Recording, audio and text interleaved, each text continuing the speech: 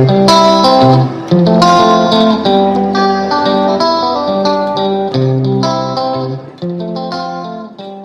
friends, welcome back to our channel. അപ്പോൾ ആദ്യം തന്നെ എല്ലാ കൂട്ടുകാർക്കും റമദാൻ മുബാറക്.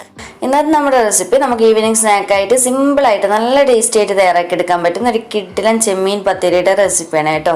ഇത് ശരിക്കും നമ്മുടെ തലശ്ശേരിക്കാരുടെ പേഴ്സണൽ ഫേവറേറ്റ് റെസിപ്പി എന്ന് തന്നെ പറയാൻ പറ്റും. നമുക്ക് തലശ്ശേരിക്കാർക്ക് നോമ്പിന് 30 നോമ്പിൽ ഏതെങ്കിലും ഒരു നോമ്പിനെങ്കിലും നമ്മൾ നിർബന്ധമായിട്ട് തയ്യാറാക്കുന്ന ഒരു ഐറ്റമാണ് ഈ ഒരു ചെമ്മീൻ പത്തിരി എന്ന് പറയുന്നത്. അപ്പോൾ നമുക്ക് വീഡിയോയിലേക്ക് പോയാലോ? വീഡിയോയിലേക്ക് പോകുന്നതിന് മുന്നേ നിങ്ങൾക്ക് ഈ ചാനൽ ഇഷ്ടപ്പെടുന്നുണ്ടെങ്കിൽ പ്ലീസ് ഒന്ന് സബ്സ്ക്രൈബ് ചെയ്ത് സപ്പോർട്ട് ചെയ്യണേ. അപ്പോൾ ആദ്യം തന്നെ നമുക്ക് ഈ ഒരു ചെമ്മീൻ പത്തിരി റെഡിയാക്കാൻ വേണ്ടിയിട്ടുള്ള ഒരു ഫില്ലിംഗ് ഒന്ന് റെഡിയാക്കി എടുക്കാം. അതിനായിട്ട് ഞാനിവിടെ എടുത്തിട്ടുള്ളത് 1/2 കിലോ ചെമ്മീനാണ് കേട്ടോ. അപ്പോൾ എനിക്കിവിടെ കിട്ടിയിട്ടുള്ളത് വലുപ്പമുള്ള ചെമ്മീൻ ആയതുകൊണ്ട് ഞാൻ ചെറുതായിട്ട് കട്ട് ചെയ്തിട്ടാണ് എടുത്തിട്ടുള്ളത്. അപ്പോൾ നിങ്ങൾക്ക് ചെറിയ ചെമ്മീൻ കിട്ടുവാണെങ്കിൽ അതാണ് കേട്ടോ ഏറ്റവും ബെസ്റ്റ്. കുട്ടി കുട്ടി ചെമ്മീൻ വരുന്നുണ്ടല്ലോ, അതാണ് കൂടുതൽ നല്ലത്. എനിക്കിപ്പോൾ ഇവിടെ ചെറുത് കിട്ടാറില്ല, അതുകൊണ്ട് ഞാൻ വലുത് വാങ്ങിയിട്ട് ഇതുപോലെ ചെറുതായിട്ട് കട്ട് ചെയ്തിട്ടാണ് നിങ്ങൾക്ക് കാണിച്ചു തരുന്നത്. അപ്പോൾ 1/2 കിലോ ചെമ്മീൻ നന്നായിട്ട് കഴുകി വൃത്തിയാക്കി വെള്ളമൊക്കെ നല്ലതുപോലെ കളഞ്ഞെടുത്തിട്ടുണ്ട്. ഇനി നമുക്കിതിലേക്ക് ചെറിയൊരു മാരിനേഷൻ ചെയ്യണം. അതിനായിട്ട് ഞാനിവിടെ ഒരു 1/4 ടീസ്പൂൺ അളവിൽ മഞ്ഞൾപ്പൊടി ചേർത്ത് കൊടുക്കുന്നുണ്ട്. 1 ടേബിൾ സ്പൂൺ മുളക് പൊടി ചേർത്ത് കൊടുക്കുക. അടുത്തത് 1/4 ടീസ്പൂൺ ഗരം മസാല പൊടി. ഇനി ഇതിലേക്ക് ആവശ്യത്തിനുള്ള ഉപ്പ് ചേർത്ത് കൊടുക്കുക. എന്നിട്ട് നമുക്കിത് കൈ വെച്ചിട്ട് നന്നായിട്ട് നമ്മുടെ ചെമ്മീൻ്റെ എല്ലാ ഭാഗത്തേക്കും മസാല എത്തുന്ന രീതിയിൽ ഒന്ന് ഇതുപോലെ ഒന്ന് മിക്സ് ചെയ്ത് കൊടുക്കുക. വേറെ പൊടികളും കാര്യങ്ങളും ഒന്നും വേണ്ട കേട്ടോ, കൂടുതലായിട്ട് ഇത് മാത്രം മതി. നോർമലി ജസ്റ്റ് ഒന്ന് ഫ്രൈ ചെയ്തെടുക്കാനായിട്ടുള്ള മസാല മാത്രം.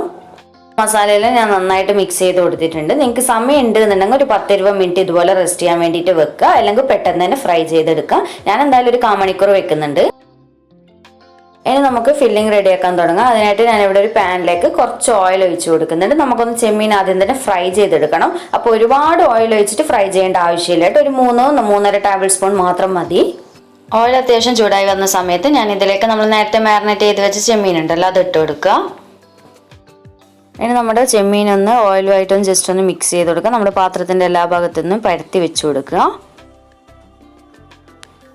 ഇനി നമുക്കിത് അടച്ചു വെച്ച് കൊടുത്തിട്ട് ലോ ഫ്ലെയിമിലിട്ടിട്ട് ചെമ്മീൻ ആദ്യം തന്നെ നന്നായിട്ടൊന്ന് വേവിച്ചെടുക്കുക.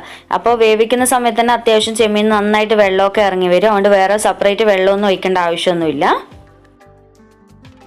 ഇടയ്ക്ക് ഇതുപോലെ ഒന്ന് അടപ്പ് തുറന്നിട്ട് ഇളക്കി കൊടുക്കണം കേട്ടോ, മൈൻഡ് ചെയ്യാതെ വെക്കരുത്.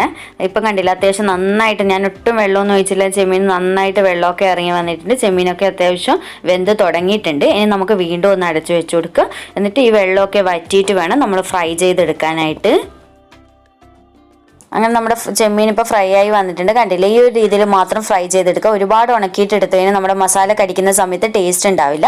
ഇത്രയും മാത്രം മതി കേട്ടോ. ഇനി നമുക്ക് ഇതിലേക്ക് ഒരു 3 സവാള ഇതുപോലെ ചെറുതായിട്ട് കട്ട് ചെയ്തിട്ട് ചേർത്ത് കൊടുക്കുക. അത്യാവശ്യം വലുപ്പമുള്ള സവാള തന്നെയാണ് കേട്ടോ ഞാൻ എടുത്തിട്ടുള്ളത്. ഇനി നന്നായിട്ട് ഇത് മിക്സ് ചെയ്ത് കൊടുത്തതിന് ശേഷം നമുക്കിതൊന്ന് അടച്ച് വെച്ചിട്ട് ഒരു 90% സവാളയൊന്ന് വഴറ്റിയെടുക്കാം.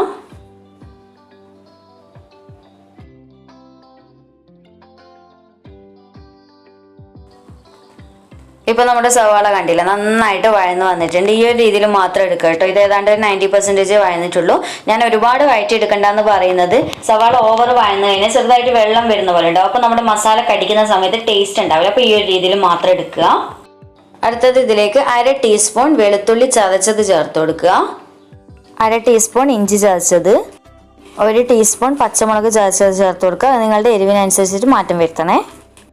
എന്നിട്ട് നന്നായിട്ടൊന്ന് മിക്സ് ചെയ്ത് കൊടുത്തതിന് ശേഷം ലോ ഫ്ലെയിമിലിട്ടിട്ട് ഇതിൻ്റെ പച്ചമണം മാറി കിട്ടുന്നവരെ ഒന്ന് വഴറ്റിയെടുക്കാം.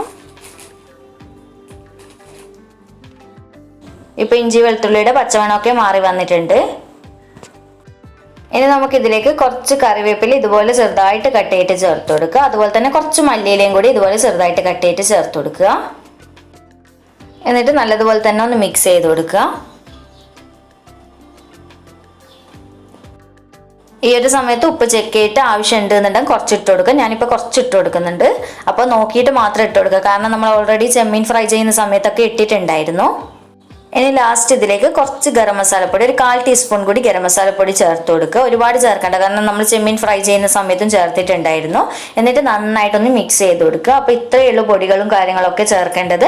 കുരുമുളക് പൊടി നിങ്ങൾക്ക് ആവശ്യം ഉണ്ടെന്നുണ്ടെങ്കിൽ എരിവൊക്കെ കുറവായിട്ട് തോന്നുകയാണെങ്കിൽ ലാസ്റ്റ് ഇട്ട് കൊടുക്കുക കേട്ടോ. അതൊക്കെ നിങ്ങളുടെ ഇഷ്ടത്തിനനുസരിച്ച് ചെയ്യാം. അപ്പോൾ ഇത്രയേ ഉള്ളൂ കേട്ടോ, നമ്മുടെ ഫില്ലിങ് റെഡി ആയിട്ടുണ്ട്. ഇനി ഇത് തണുക്കാൻ വേണ്ടിയിട്ട് ഫ്ലെയിം ഓഫ് ചെയ്തിട്ട് ഒരു സൈഡിലേക്ക് മാറ്റി വെക്കുക. നമുക്ക് ഈ ഒരു ചെമ്മീൻ പത്തിരിക്ക് ആവശ്യമായിട്ടുള്ള മാവ് ഒന്ന് തയ്യാറാക്കി എടുക്കാം. അതിനായിട്ട് ഞാൻ ഈ ഒരു ബൗളിലേക്ക് 2 കപ്പ് മൈദ ചേർത്ത് കൊടുക്കുന്നുണ്ട്. 250 ml കപ്പിൽ 2 കപ്പാണ് കേട്ടോ ചേർത്ത് കൊടുക്കുന്നത്. അപ്പോൾ കപ്പില്ലെങ്കിൽ നിങ്ങൾ 2 ഗ്ലാസ് അളവിൽ എടുത്താൽ മതി. ഇനി ഇതിലേക്ക് ഒരല്പം ഉപ്പ് ചേർത്ത് കൊടുക്കുക. അതുപോലെ തന്നെ നിങ്ങൾക്ക് മൈദ ഇഷ്ടമില്ല എന്നുണ്ടെങ്കിൽ ആട്ടപ്പൊടിയില്ലേ, ഗോതമ്പ് പൊടി വെച്ചിട്ടും ചെയ്യട്ടോ. അങ്ങനെയാണെങ്കിൽ 2 കപ്പ് ഗോതമ്പ് പൊടി എടുത്താൽ മതി. അല്ലെങ്കിൽ നിങ്ങൾക്ക് മൈദ പകുതി ഗോതമ്പ് പകുതി അങ്ങനെ എടുക്കുക കേട്ടോ. അതൊക്കെ നിങ്ങളുടെ ഇഷ്ടത്തിനനുസരിച്ച് ചെയ്യുക. എന്നിട്ട് കൈ വെച്ചിട്ടൊന്ന് ആദ്യം തന്നെ ഡ്രൈ മിക്സ് ചെയ്ത് കൊടുക്കുക. എന്നിട്ട് ആവശ്യത്തിന് വെള്ളം ഒഴിച്ചിട്ട് നമ്മൾ നോർമലി പൂരിക്കും ചപ്പാത്തിക്കൊക്കെ മാവ് കുഴച്ചെടുക്കില്ല, ആ ഒരു രീതിയിൽ ഒന്ന് നന്നായിട്ട് കുഴച്ചെടുക്കുക കേട്ടോ. നല്ല സോഫ്റ്റ് ആയിട്ട് കുഴച്ചെടുക്കുക. അപ്പോൾ മൈദ ആയതുകൊണ്ട് തന്നെ പെട്ടെന്ന് വെള്ളം കൂടാൻ വേണ്ടി ചാൻസ് ഉണ്ട്. അതുകൊണ്ട് നോക്കിയിട്ട് കുറച്ച് മാത്രമായിട്ട് ഒഴിച്ചു കൊടുക്കാൻ ഞാൻ ചെയ്യുന്നത് പോലെ തന്നെ. അതുപോലെ തന്നെ ഈ ഒരു പത്തിരി മൈദ കൊണ്ടാണ് കേട്ടോ ഏറ്റവും ടേസ്റ്റ് ആയിട്ട് എനിക്ക് തോന്നിയിട്ടുള്ളത്. അപ്പോൾ നിങ്ങൾക്ക് നിങ്ങളെ ഇഷ്ടം പോലെ ചെയ്യുക. പണ്ട് മുതൽക്കേ ഉള്ള രീതി അനുസരിച്ചിട്ട് ഇത് മൈദ കൊണ്ടാണ് ചെയ്യാറ്. അപ്പോൾ ഈ ഒരു രീതിയിൽ ഞാൻ നന്നായിട്ട് കുഴച്ചെടുത്തിട്ടുണ്ട്. കണ്ടില്ലേ, ഈ ഒരു സോഫ്റ്റിൽ വേണം കുഴച്ചെടുക്കാനായിട്ട്.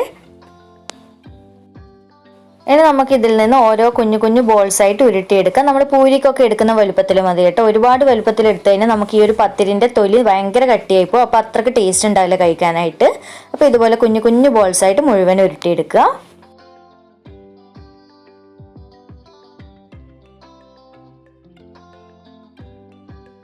ഇതുപോലെ ഞാൻ മുഴുവനും ബോൾസും ആക്കി ഉരുട്ടിയെടുത്തിട്ടുണ്ട്. ഇനി നമുക്കിതെങ്ങനെ പരത്തിയെടുത്തിട്ട് ഫില്ലിംഗ് ഒക്കെ റെഡിയാക്കുന്നതെന്ന് നോക്കാം.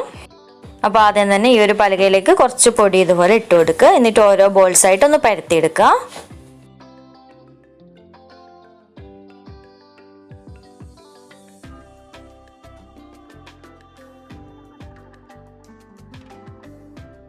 ഒരു സൈസിൽ ഞാൻ പരത്തി എടുത്തിട്ടുണ്ട്. ഇനി നമ്മൾ നേരത്തെ റെഡിയാക്കി ചൂടാറാൻ വെച്ച ഫില്ലിംഗ് ഉണ്ടല്ലോ, അത് ഇതിൻ്റെ 2 സൈഡിലായിട്ട് വെച്ച് കൊടുക്കുക. ഒരേ ഭാഗത്ത് വരുന്ന 2 സൈഡിലാണ് കേട്ടോ വെച്ച് കൊടുക്കുന്നത്. ഞാൻ ഈ വീഡിയോയിൽ കാണിക്കുന്നത് പോലെ തന്നെ നിങ്ങൾ ചെയ്ത് കൊടുത്താൽ മതി. അപ്പോൾ ഫില്ലിംഗ് നിങ്ങൾക്ക് ഇഷ്ടമുള്ള എത്രയാണോ കഴിക്കാൻ താല്പര്യം അതിനനുസരിച്ചിട്ട് വെച്ച് കൊടുക്കുക കേട്ടോ. അടുത്തത് ഈ ഒരു ബാക്കി വരുന്ന പോർഷൻ ഉണ്ടല്ലോ, അത് നേരെ ഓപ്പോസിറ്റ് ആയിട്ട് കവർ ചെയ്ത് കൊടുത്തിട്ട് നന്നായിട്ട് പ്രസ് ചെയ്ത് കൊടുക്കുക കേട്ടോ. നമ്മുടെ ഫില്ലിങ് പുറത്ത് വരാൻ പാടില്ല. അതുപോലെ നന്നായിട്ട് തന്നെ പ്രസ് ചെയ്ത് കൊടുക്കുക. എന്നിട്ട് ഈ ഒരു നടുവേ കണ്ടില്ലേ ഞാൻ വിരൽ വെച്ച് ചെയ്യുന്ന ആ ഒരു ഭാഗവും നന്നായിട്ട് പ്രസ് ചെയ്ത് കൊടുക്കുക. എന്നിട്ട് ഇതുപോലെ ഒരു കട്ടർ കൊണ്ടാണ് കേട്ടോ നമ്മൾ ഇറച്ചി പത്തിരി അല്ലെങ്കിൽ ചെമ്മീൻ പത്തിരി റെഡിയാക്കുക.